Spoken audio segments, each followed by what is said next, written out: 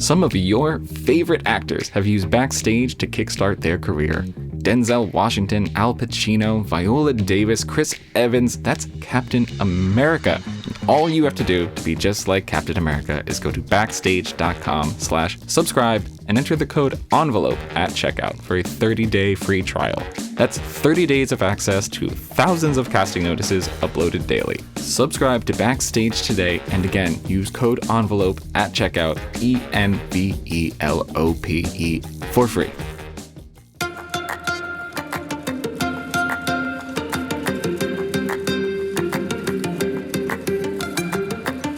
Loki is this ancient, mythic character who, in our collective mythology, seems to represent the trickster, the transgressor, the shapeshifter, somebody who's mercurial and spontaneous and unpredictable, someone who will always confound your expectations, and someone who we need. And I think maybe Loki escaping death a couple of times is sort of an emblem of who Loki is in our culture. Hello and welcome to a From the Vault episode of In the Envelope, the Actors Podcast. Today we are revisiting one of my favorite conversations in the entire history of this show, our chat with the one and only Tom Hiddleston from June 2024. This was back when the actor had just finished up with Loki Season 2, a role he will soon reprise in Avengers Doomsday. There's just a ton of great, super in-depth Loki talk here, a lot of which is even more intriguing with Doomsday on the horizon. Let's just dive right back into it. Here, from the vault, is Tom Hiddleston.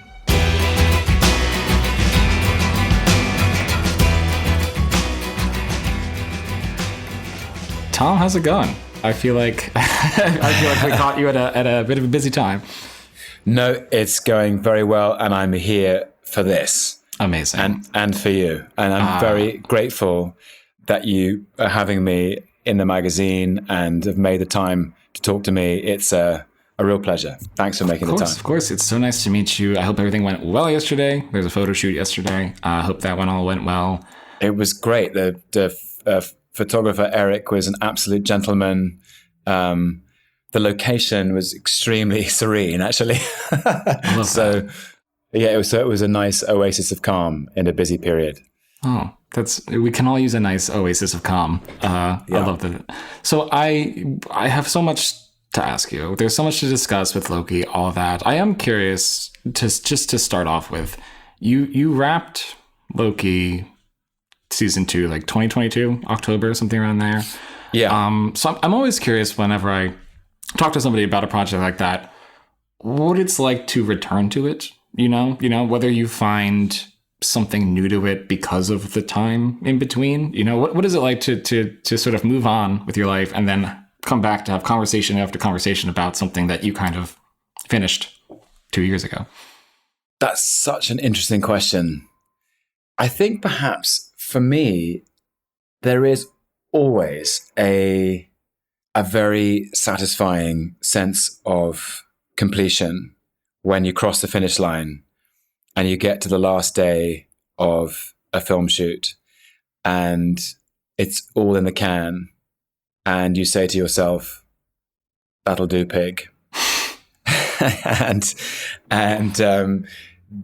that you've run every step of every mile in the great marathon that you set up for yourself. However, I would say that there is this unwritten chapter always, which is it's not over until it's connected with the audience.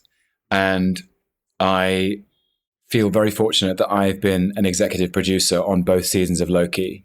And so actually the creative journey wasn't over for me because I was in post-production, invited to be involved in the edit and assembling the story together from the many, many hours of footage that we had gathered. So I had a long journey in post, working very closely with Kevin Wright, who produced the show for Marvel Studios, and watching cuts and giving notes, and even remembering, actually, if you go 2 takes, I think that's take 3 in that scene, but I think take 5 is slightly more emotional. So we could use take 5, but maybe take 3 is better here, and we can use the take 5 version. And so just remembering, you're playing with the dials of the detail of emotional tone in the story, and then you finish it, and there's another sense of a closing of a chapter, and then it's out in the world, and that's always this extraordinary moment of connecting with the audience for whom it's designed. We make it for the audience, and you hand it over to the audience and say, it belongs to you now. And you have another relationship with the work when you listen to the echoes and the resonances that the audience discover in the work. And that's always very satisfying. And perhaps then that's when it feels like the work is done, at least on that particular project. So that was a long answer. No, we love a long answer. Okay. A long answer. Yeah. But yes, it's interesting with work, isn't it? Because as an audience member myself, I feel like I invest in films, performances, pieces of great cinema, great acting, and I revisit them, and they accrue meaning for me that is completely separate from the actor who gave that performance or the director who made that film, and separate from the circumstances in which they made it. And I suppose that's the magic of art, is that it gets made and then there's a transmission of meaning to the audience, and then it belongs to them. As part of what makes this conversation so interesting, because we are discussing a character you've lived with for, I think, 13 years and have returned to, and there have been endings, beginnings, and all that. Yeah. I'd love to try and get a whole sense of that. And I think, a way into that is sort of go back. And I'm curious what you remember about, not your Thor audition, but, the day, 24 hours, 12 hours before your Thor audition, and like what you thought this was going to be, and compared to what it became. That's such an interesting question. Well, the strangest thing is actually the last, and I mean, I'm just having to remember it myself, is you're quite correct that for the audience, it's been 13 years, but for me, it's actually been 15 years. Yeah. Because I was cast in 2009 when I was 28, and I'm 43 now, but I'm aware that I was cast when I was 28, actually made Thor when I was 29, and the movie came out when I was 30. So for the audience, it's been less time. Yeah. Anyway, I don't want to get into the weeds on the math of how old I was. To your point, the 24 hours before my Thor audition, it's so interesting you asked that question. I was just talking about this the other day with Kevin Feige, because we were discussing the new documentary about Christopher Reeve, mm-hmm. and which I haven't seen yet, but I hear is extremely affecting. And his first job was working for Richard Donner, and I think those Superman films had a big impact on Kevin Feige as a young man. And in the 24 hours before my first audition for Thor, I watched Superman. And the reason I watched Superman before that audition was because I had been presented with 3 scenes to play in the audition, and they were not specific to Thor, Loki, or the world of Asgard at all. They were very sincere, very intense, quite high stakes scenes between 2 characters in a conceptual, abstract world. But the scenes were very human, and they were about conflict. I remember specifically there was one scene between 2 brothers, but it could have been any 2 brothers in any time, anywhere. But the language was heightened. And I realized looking back, the language was heightened because we were aiming at a world of gods and magic and myth. That these were not naturalistic everyday characters. These were brothers whose conflict had high stakes. And I remember thinking, this is almost Shakespearean, this language, or at least it's elevated in some way. What's the best example I can think of an actor who managed to humanize and make real this elevated world of myth? It's Christopher Reeve, and it's Superman. And I'm so glad I watched it, because he's just masterful. Mm-hmm. He's masterful in that film, specifically in the first one, and in all of them, I think. But it's in a way, it's a similar premise, which is that he's a god, or he's a being from a different realm and a different place in the universe, and it's not naturalistic in the way that we might expect. And he does it, and it's so truthful, and it's so clear and clean and open and honest.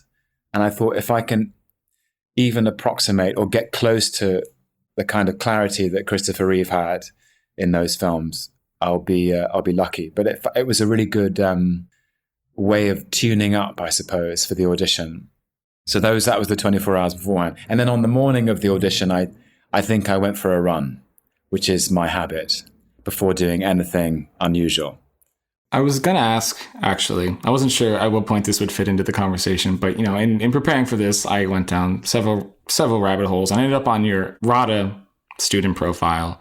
Wow. And one of your special interests listed on your profile is walking, which I found really interesting as a thing to put on your resume, basically, or your special interest in walking. So I'm just, I'm curious. You mentioned that part of your process, or part of your thing is going for a run, getting moving. So as we talk about your process, where does that fit in? How does that fit into your creative process, the getting moving, walking around, sort of just getting out into the world? Life is movement. I really believe that. I believe that, and it's something that I've understood the more I've worked, I think, is that valuable, imaginative, interesting, profound, complex, deep, creative work doesn't always have to be work you do at a desk. And by the way, I've done some really interesting work at a desk. So I'm not dissing sitting down with a pen and paper and an open mind and a spare hour. I think that can be enormously valuable.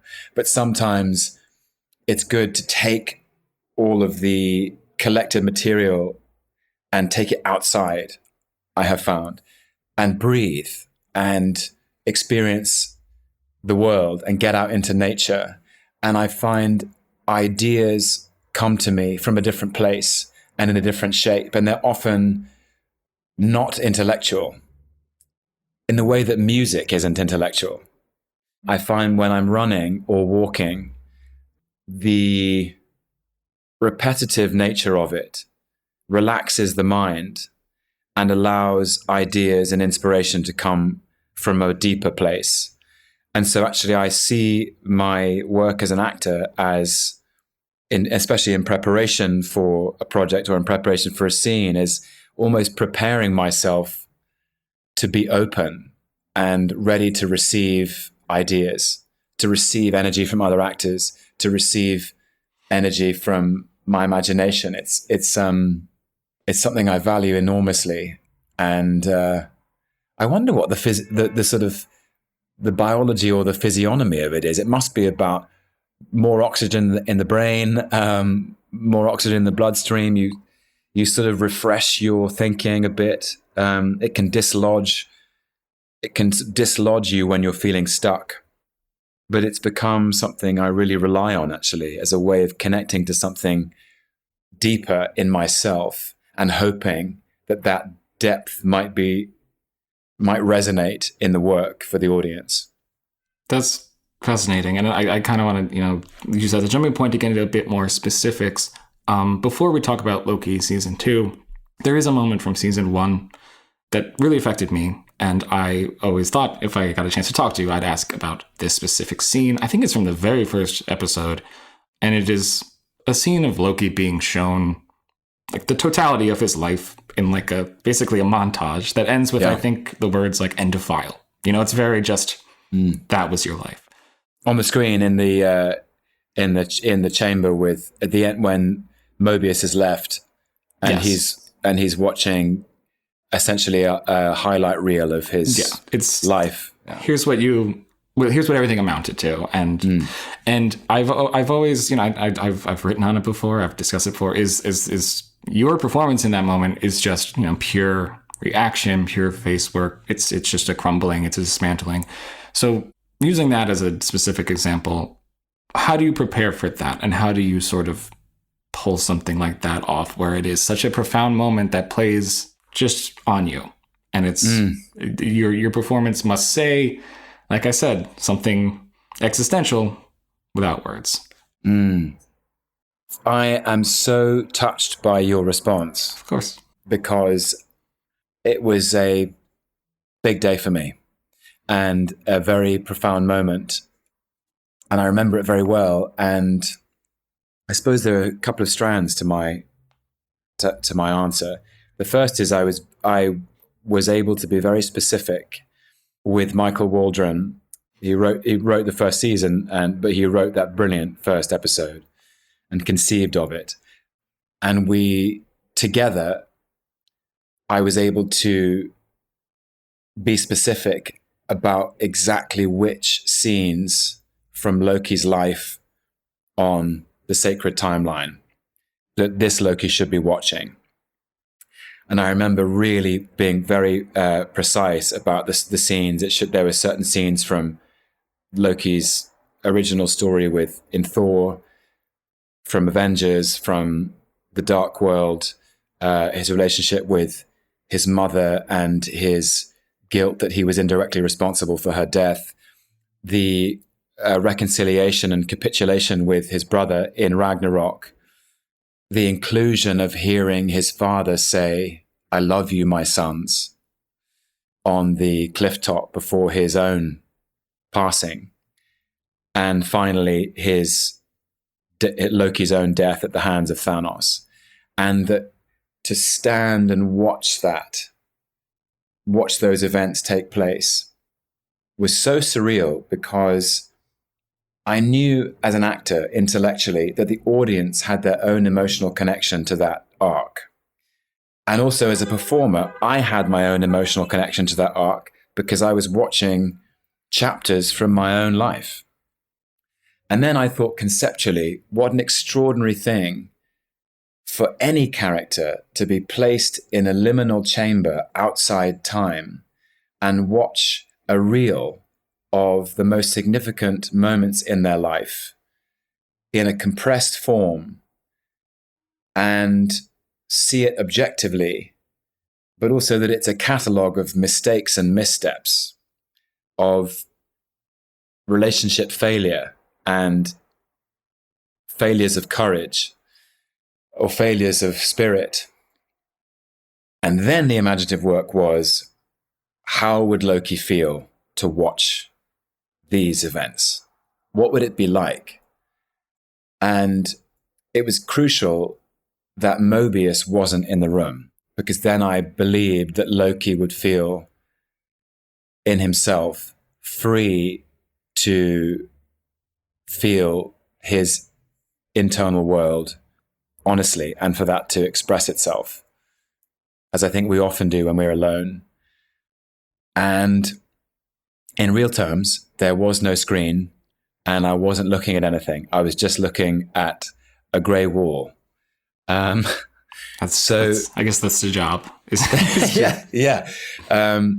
But I tried to put myself, I remember it was really interesting. It was a Friday afternoon. It was the last thing we were due to capture before the weekend, very early on in the shooting schedule, about 2 weeks into it. And I decided, as you perhaps have expected, I spoke to our extraordinary and careful and generous first assistant director, who's called Richard Graves, who was the first AD on both seasons of Loki and as a great man and a primary collaborator in this work. I said to Richard, I'm just going to step off stage for a moment. Could you, and this is convention on sets, as you know, could you give me a 20-minute warning, a 10-minute warning, and a 5-minute warning when you're ready on camera?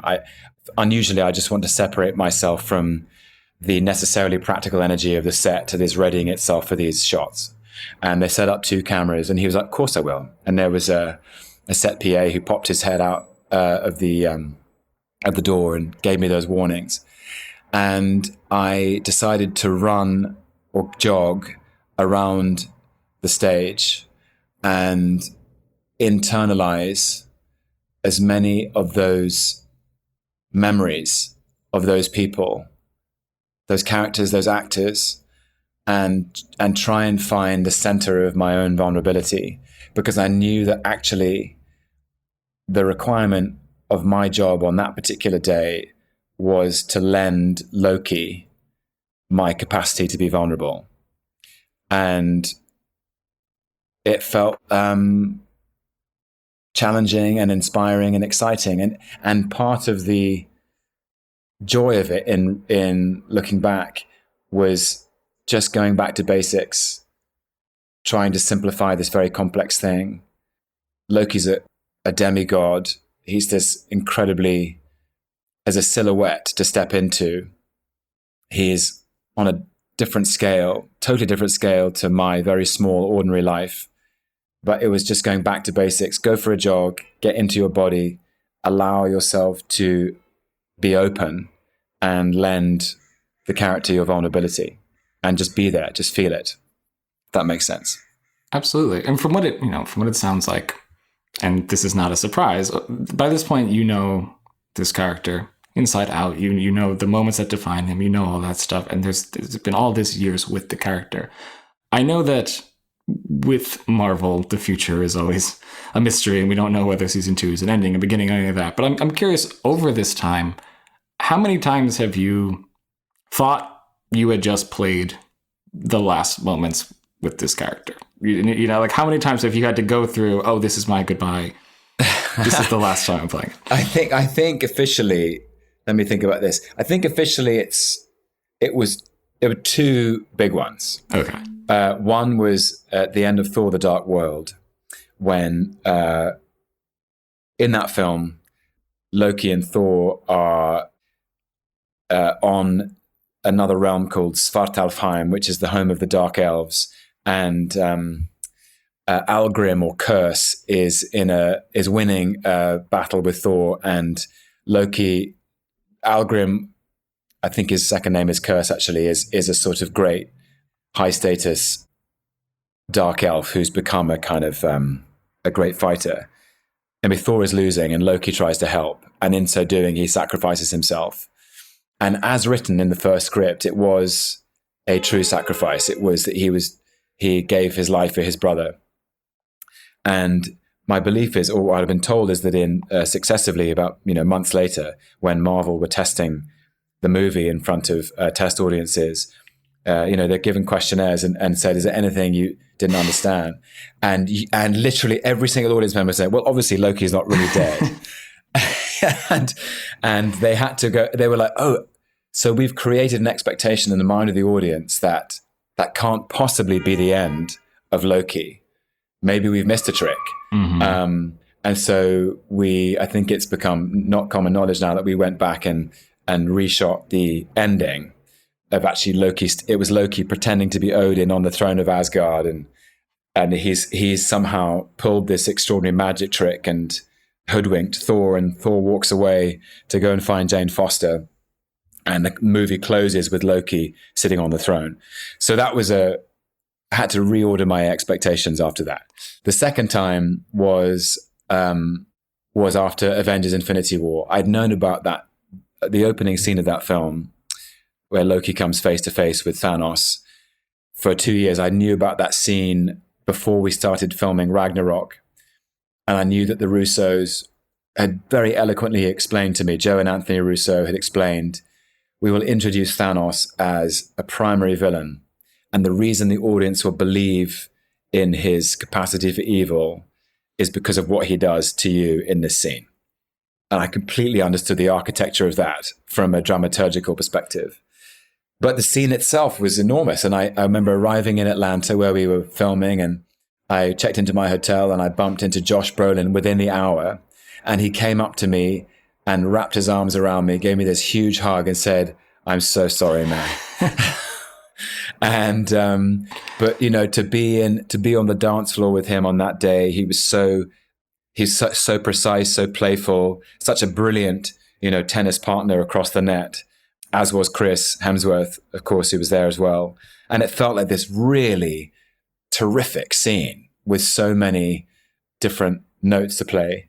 And at the end of that scene, I got a big round of applause, and everybody was so sweet and kind and gracious. And I got notes and emails saying, Tom, you've done so much for us, and what a journey. Come and see us anytime. I really thought that was the end.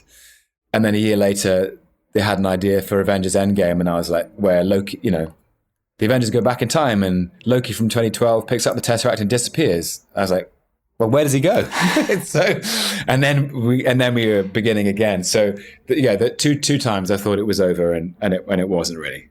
But thinking about that scene, I realized there's something I didn't mention about that scene that you picked out in the first episode of season 1 of Loki.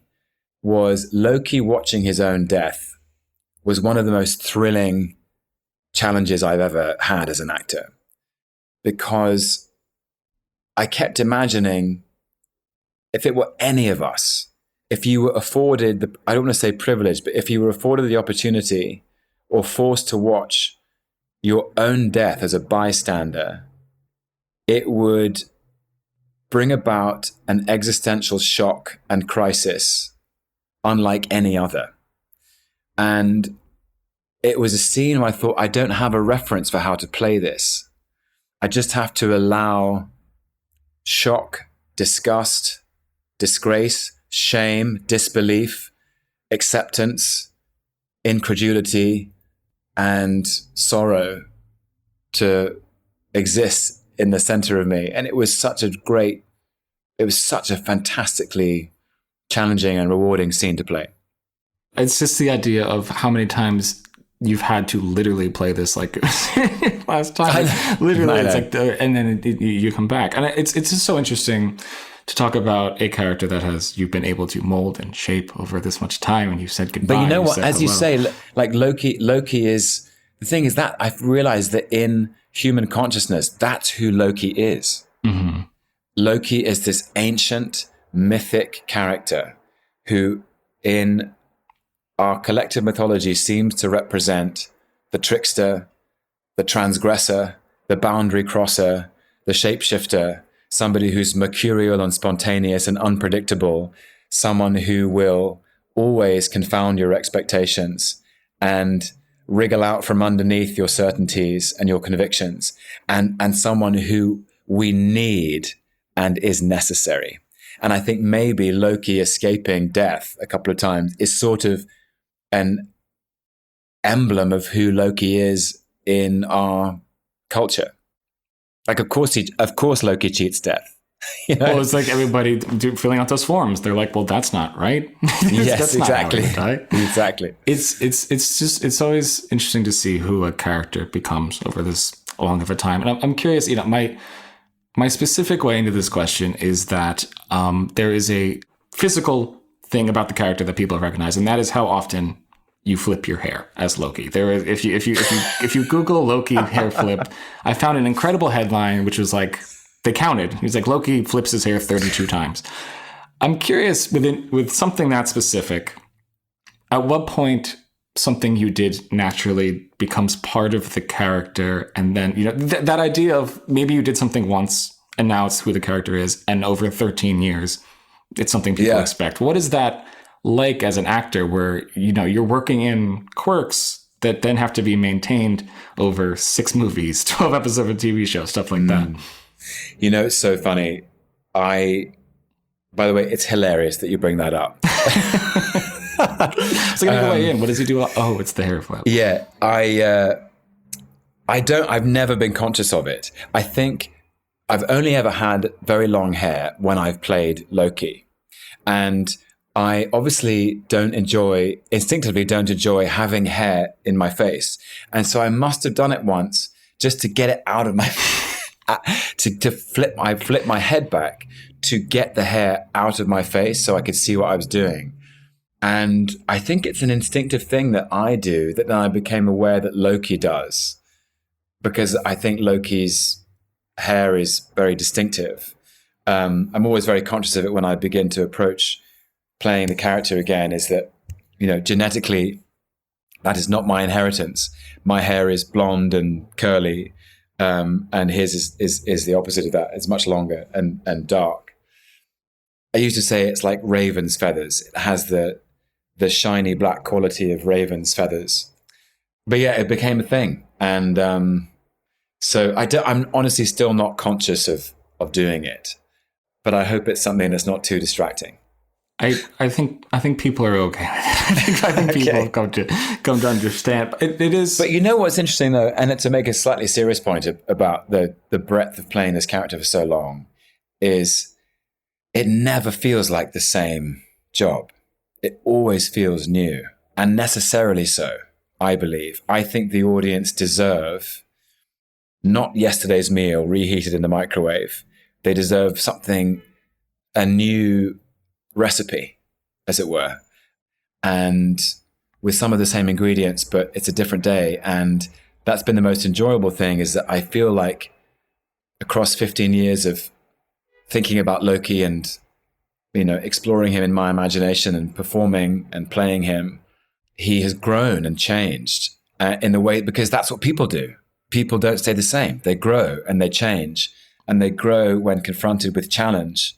And the challenges that he's confronted are very different. And actually, they're increasingly more existentially confusing. And so where Loki's ended up is he's in a radically different place to the place he began.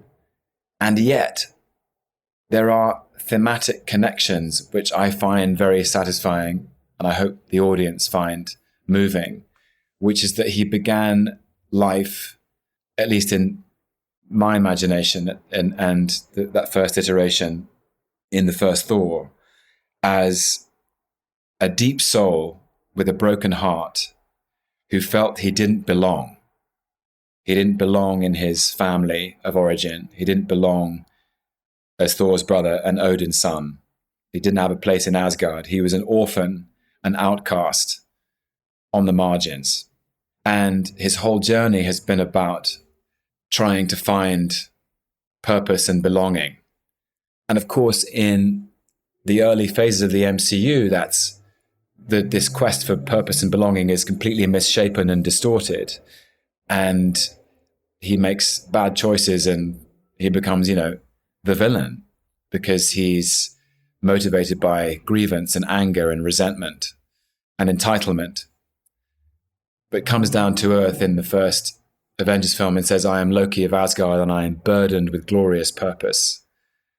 And then you cut to the end of season 2 of Loki, and he has found a place to belong. And that place is a community of new friends, Mobius and Sylvie and B-15 and OB and Kasey. And the TVA, which has been fragmented as an institution, but which could find a new purpose and do something good.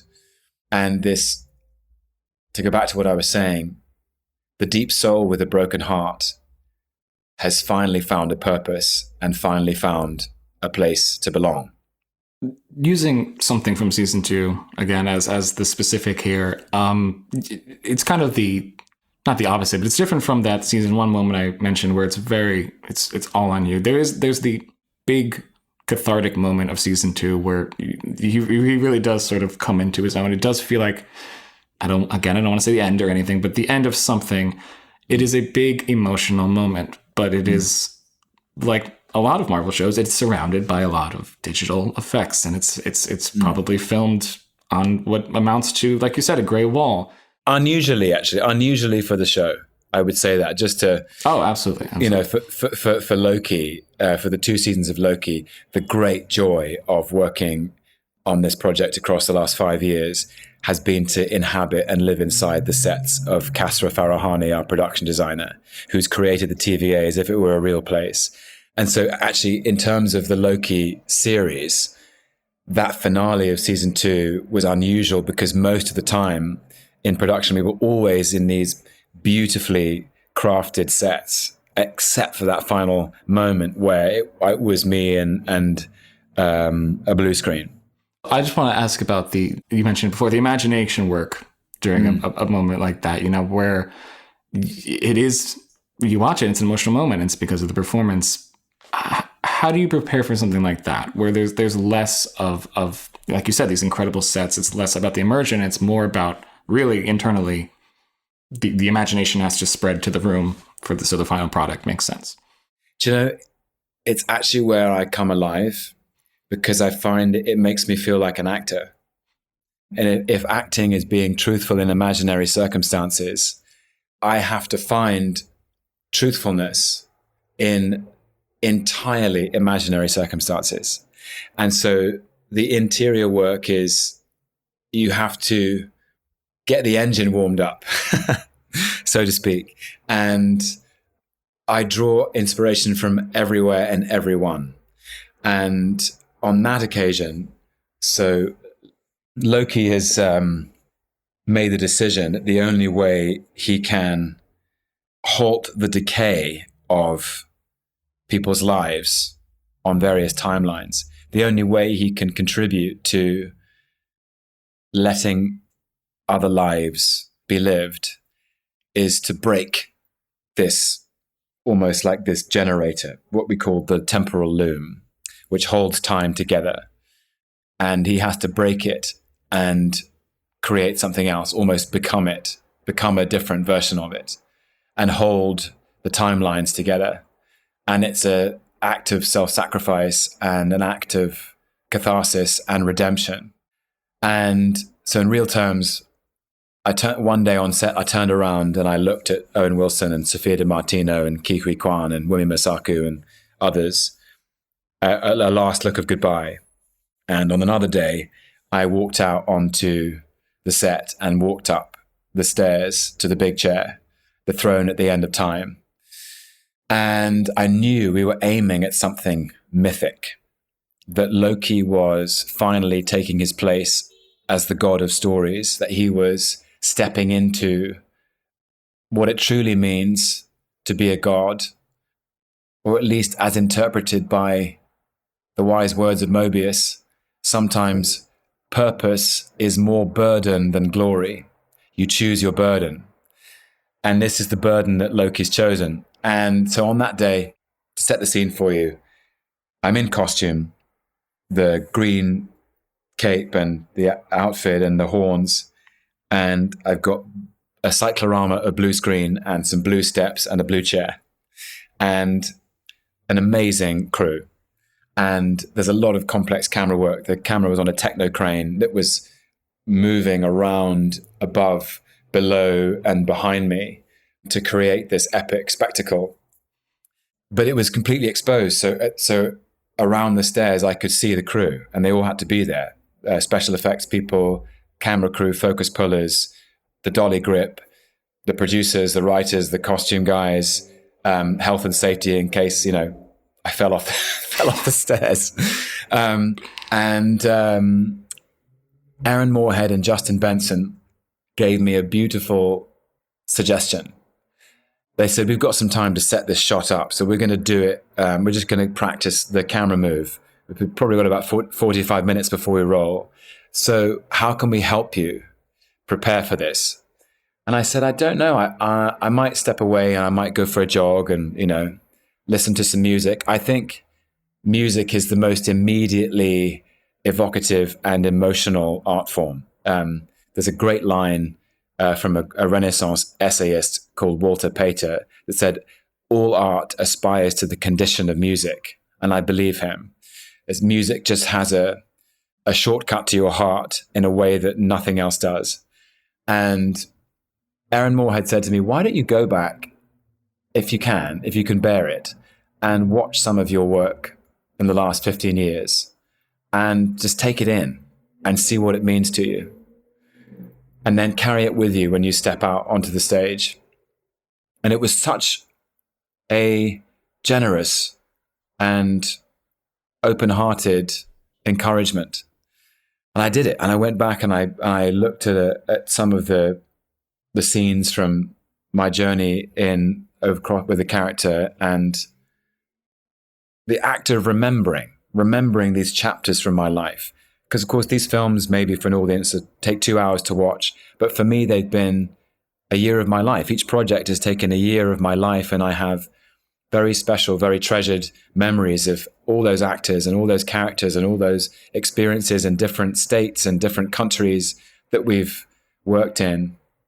And I was looking at, Chris Hemsworth and Anthony Hopkins and Rene Russo, remembering the time we had with Kenneth Branagh and then with all the original 6 Avengers in 2011, Hemsworth and Chris Evans and Scarlett and Robert and Mark and Jeremy Renner, Dark World, Ragnarok, the fun time I had out there with Jeff Goldblum and Tessa Thompson, and then Infinity War, and then season 1 of Loki, and thinking about the friendships I'd made with Owen and Sophia, and then I went for my little jog and I put some music in my headphones, and I thought, just what Loki is doing is he's doing this for his friends.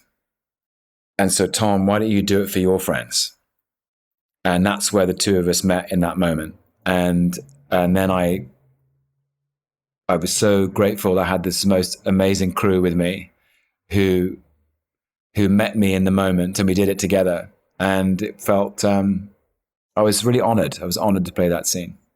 I can't help but notice the parallels between that season 1 scene of Loki watching his own life play out in front of him, and you sort of using the idea of, I'm going to watch this journey condensed into something. Oh, yeah. Of course. I hadn't clocked that. Yeah. Yeah. Except this one ends in catharsis and redemption. Yeah. It's I was waiting for you to mention it because I kind of, it's just interesting to use the idea of watching the journey, but now it's, like you said, the ending is different because it is a catharsis. It is not an existential crisis. It is not, what have I done? It is, look at all I've done. I'm going to do this to honor that.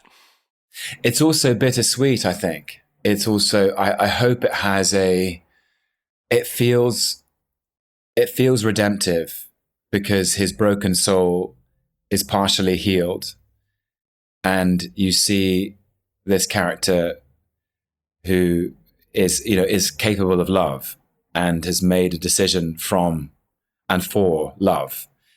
But there's a strain of melancholy in it because in dedicating himself to protecting other people's lives, he's alone. And it reminded me, there's a poetic coda that I was very aware of and we talked about in the development of it. The late, great Don Payne, who is the screenwriter of Thor, wrote a beautiful prologue in that movie where Anthony Hopkins, playing Odin, addresses Thor and Loki as children and says, only one of you can ascend to the throne, but you are both born to be kings. And at the end of season 2, Loki is sitting on a kind of throne, but it's not the throne. It's not arrived in the shape he expected. And there's no glory in it. There's a kind of burden, and he's alone. He's doing it for his friends, but he has to stay there without them. And I found there's a poetic melancholy there, which I found very moving. I'm curious, and again, I don't want to put like an exact date or time on any ending or anything like that. But we have been discussing this journey and the way this has affected you over however many years. And I'm sure that having Loki as a constant has also, affected you as an actor in other roles. There's always a character to bounce back to and revisit. Have you thought about what it will be like when you're not going back to play Loki? I don't know when that will be. I don't know what that will look like. But as an actor, have you thought about what it's going to be like once you actually have said goodbye to Loki and it sticks? Playing Loki has completely changed my life. and change the course of my life. It's actually at this point very difficult to imagine. It's just been such a transformative journey and full of so many surprises. It's impossible I can't even conceive of my life, at least up to this point, without that.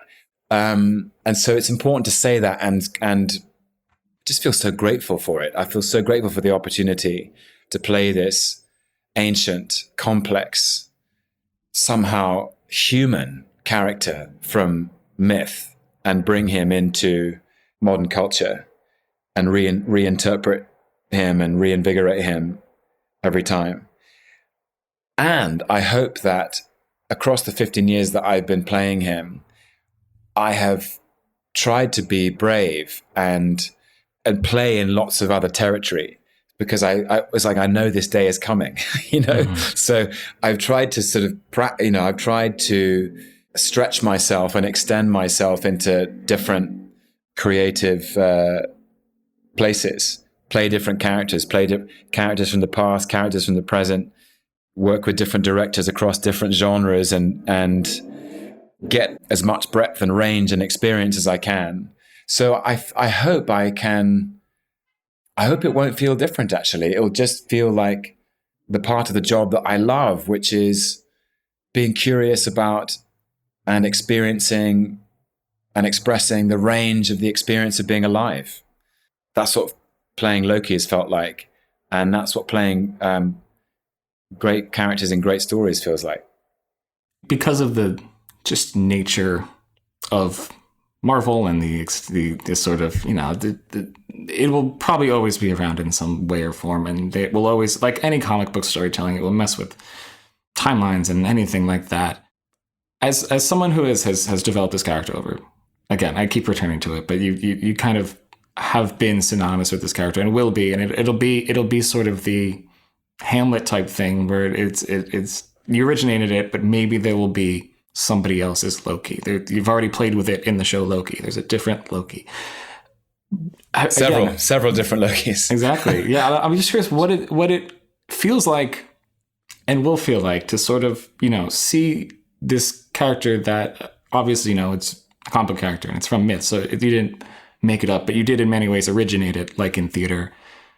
To see a future where you are going to see, someone else's Loki, the same way we have someone else's Hamlet, someone else's character, something like that. I love that. I genuinely love that. It's like that line from George Bernard Shaw. Life is no brief candle to me. It is a sort of splendid torch, which I've got hold of for the moment, and I want to make it burn as brightly as I can before passing it on to future generations. It's sort of, Loki is a sort of splendid torch, which I've got hold of for the moment, and I want to make it burn as brightly as I can before passing it on to future generations. What a gift to hold the torch for this period of time. Loki has been interpreted by the ancient scribes of the Poetic Edda, by Wagner in the Ring Cycle, by Stan Lee, by Jack Kirby, by Walt Simonson, by Alan Cumming, by Jim Carrey, by me. And there'll be by Richard E. Grant, Sophia DiMartino, Diobia Operai, some alligator they found somewhere. It's rich territory, and I'm just grateful that I've had a chance to have a go. Amazing. So again, we've covered a wide range here, but to sort of try and wrap this up in some kind of bow, we mentioned, you talked briefly about, the day before your audition, life was about to change drastically, and I'm sure life has changed in many ways.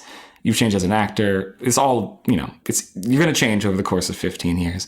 I'm curious, when you think about yourself as an actor now, what has been the constant? What has not changed for you since, 24 hours before Thor up until now? What has been the constant for you that has not changed?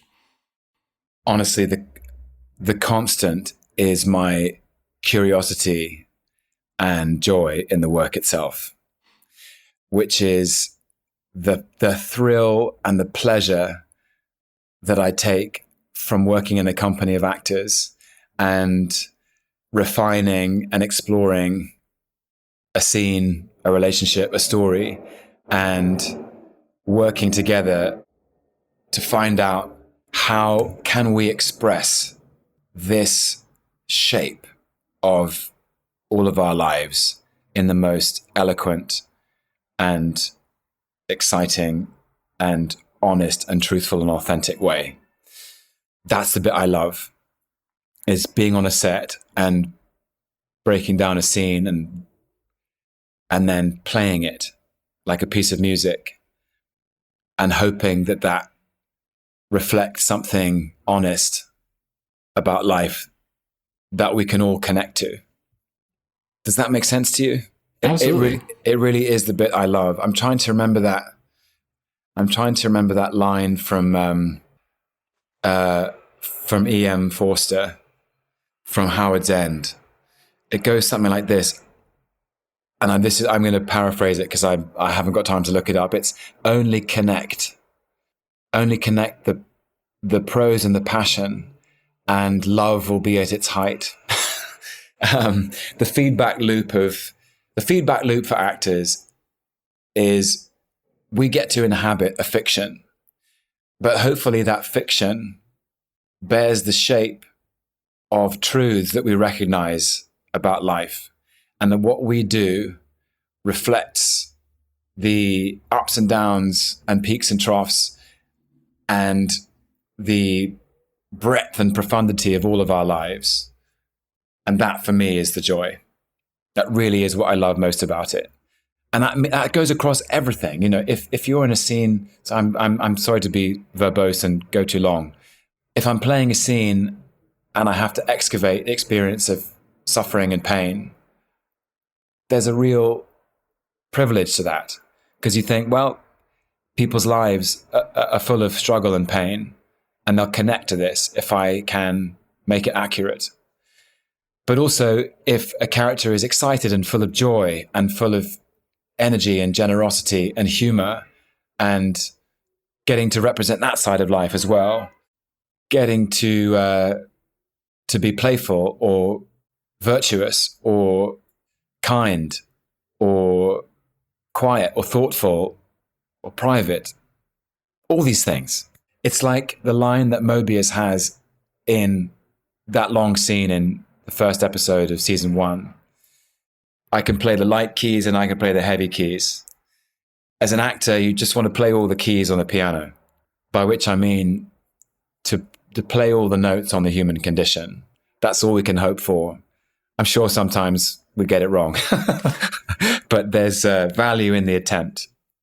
I think that's a beautiful answer and a beautiful place to close. Tom, thank you so much for being here, for discussing. I could talk about this role and all your roles for much longer, but thank you for giving us this time. It was truly, truly, truly a pleasure. You've been so thoughtful, and you have paid such careful attention to the work, and that is the greatest gift to me. I'm so grateful to you. That means a lot. That means a lot. And this truly was a pleasure and honor. And hopefully we'll talk again down the road. We will. Amazing. Thank you, Tom. Thank you, sir.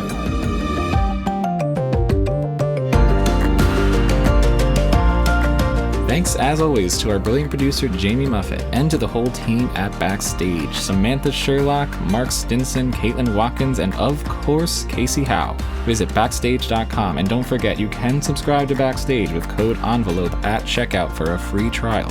100% free, you simply cannot beat that. For more exclusive content, find us on Facebook and Twitter at In the Envelope, and subscribe, share, and leave a comment. Who should we interview next? Let us know. Thanks for tuning in. We'll see you next time for another peek in the envelope.